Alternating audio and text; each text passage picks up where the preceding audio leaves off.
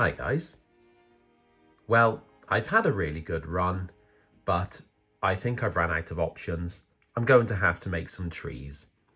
Now, yes, I've tried to avoid this for a very long time just because of how long it takes to make trees. And I have decided that I don't need many more larch, if any, actually on the layout. So I've come up with a slightly easier and, well, it's definitely quicker actually, method of making a bit more of a generic tree.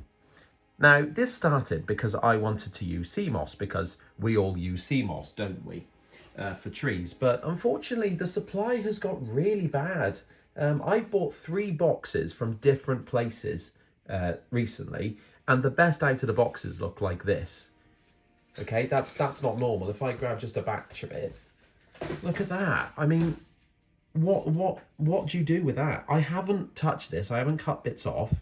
This is just grabbed out the bag. So what I've done is I've come up with a way to use all these crappy bits.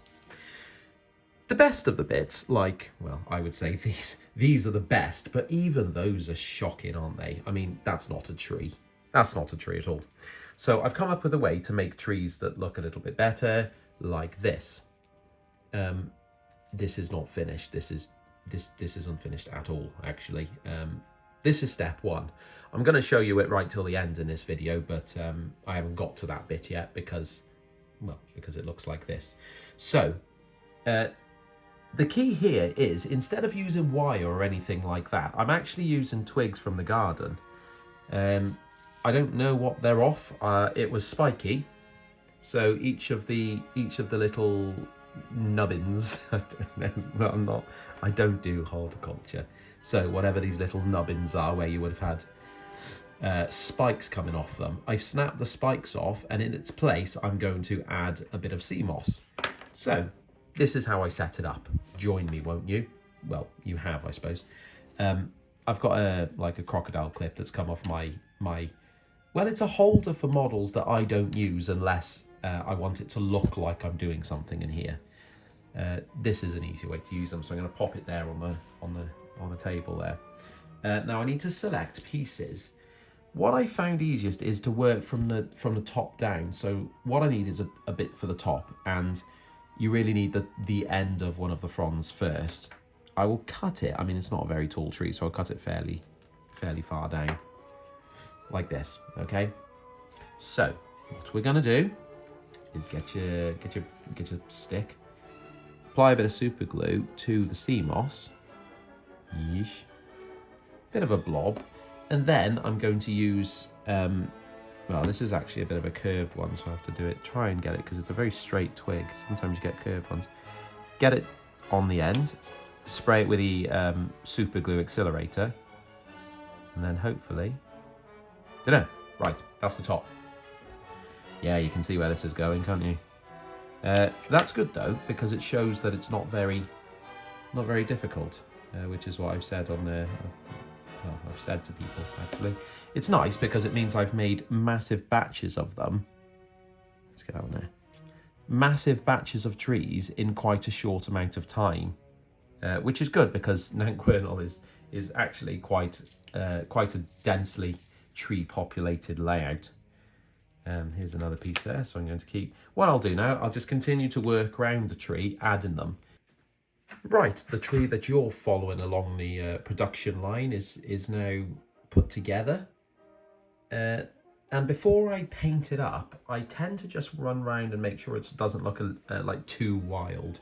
So for example, this bit here is sticking off, so I'll probably just trim that a bit, just so it sort of blends into the shape. Oh, that's a bit... and it doesn't matter about the hard lines because the leaf scatters and things. We'll cover that later. And that goes for, like, you know, how obvious some of the pieces look where they end, like that, for example. Yeah, okay. I'll pop that on. That's okay. I'll pop it back on again. Right. I think that's good, apart from that bit. And we're going to get a bit of paint on it and bring a uniform look to the bark on the twig and the sea moss, because it looks stupid. Right, we have our trees, and now we need to get the colour on.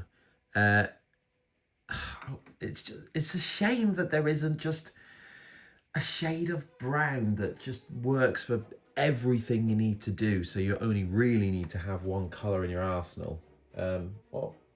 Oh, earth brown. Jesus, why would I forget? Okay, no, I remember about earth brown. I'm going to spray it on the bark, which, oh, that's quite thick actually. Okay. It's not only the branch underneath, but it's also, or the twig, it's also the sea moss. Now, it doesn't have to be perfect because, oh yeah, just look at my hands, sorry. It doesn't have to be perfect because the leaf scatters will cover a lot of it, but where you really want to hit it is the blends where the two different materials, the different things meet. And just dull that, especially the sea moss is like yellowy.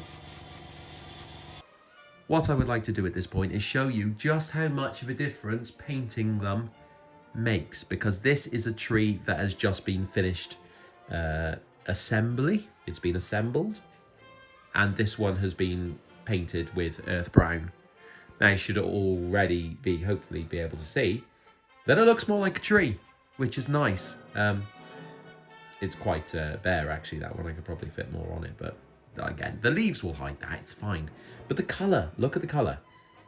It blends them together, it makes it look like pretty much one bit, so that's a good thing to do. Right, it's time that we give these trees some leaves and get them on the layout. So, I've come back downstairs because at the moment, the layout is in the dining room, so I can run it. What I need for this are trees, which I've got here, my hairspray, and the reason I use this instead of normal scenic sprays is because, well, if you look at the size of that, 500ml, that costs like £3 or £4 in like pound shop, well, not pound shops, pound world, when it's not a pound. Anyway, it's a lot cheaper, doesn't stick quite the same, but it's good enough.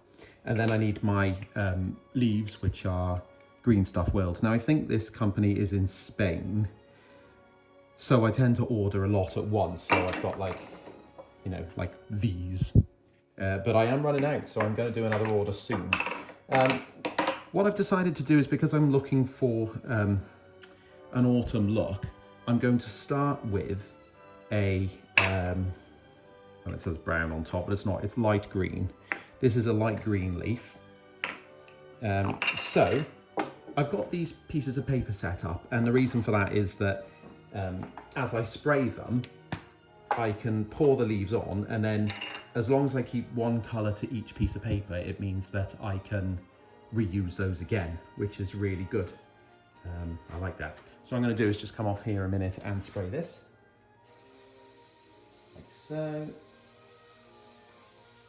Sounds weird, but I'm spraying them on the chair next to the table, and that's because if this hairspray, it gets quite thick as you go through loads of trees at once.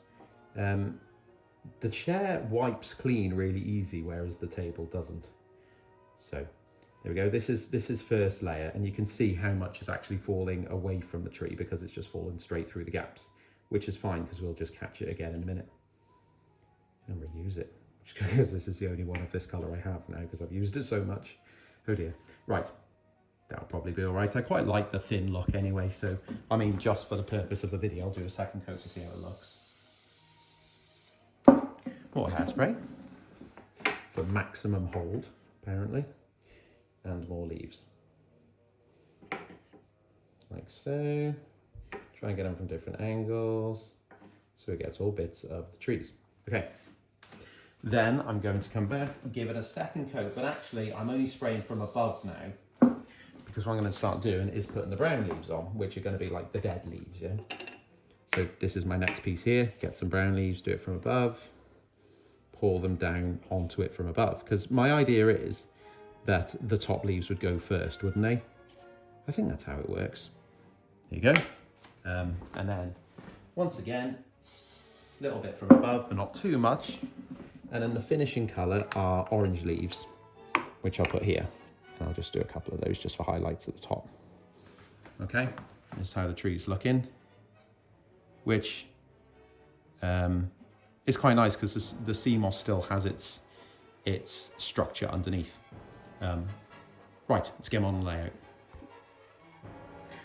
Now, the first thing you'll notice is when I put this tree on, how vibrant it is compared to the one next to it, and those are exactly the same colours there. The only difference is on those ones, I've given them a final spray of earth brown on the layout to dull them down, which we'll do in a bit with this one. So I think I'm going to start filling this gap here with these. What I'm going to do is get my pointy tool thing and jab down into the layout. I found it helps to leave it in whilst I glue the tree, so super glue on the bottom of the tree. Doesn't need to be a huge amount, because what I need to do now is try and get that out and find where that hole is. Oh, I forgot to look, damn it. It's there somewhere. Where is it? And this is, there we go. Okay. Oh, I broke that one a little bit because I was panicking about the camera. That's okay. I can put that as a little extra bit somewhere. And that's it. So,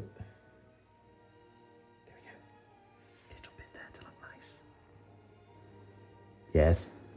There we go. And as you can see, I've started putting them all the way across here as well. Nice. I've got loads that I've made up in that batch, so I'm going to keep putting them on and we'll have a look at the final look. And I'm going to call it a day. That is enough trees for this weekend. That's a lot of trees. A lot of trees. So much that I've run out of leaf material, so I've done another order now for the front trees. But I think it's, yeah, okay, it's really getting there now. It's starting to feel very forestry, which is good for a forestry layout. It's back in the layout room now, which you can see by the lovely, well, now very dusty blue cabinets below and the green walls. I have brought it upstairs, not just because the wife is back from her hen do, but also, not hers, her friends, but I can't run it now. I was going to run a train to show you at the end, but because they've been running on and off, but it's not all connected up, and that's because the connections underneath don't quite work when it's sitting on the top here, because I need to extend them. When they hang underneath it, when it's on trestles, it's fine, but it's not now. Anyway, I digress, which is part of the diagnosis, I suppose. Anyway, yeah, you can see how the top layers now are looking really good. The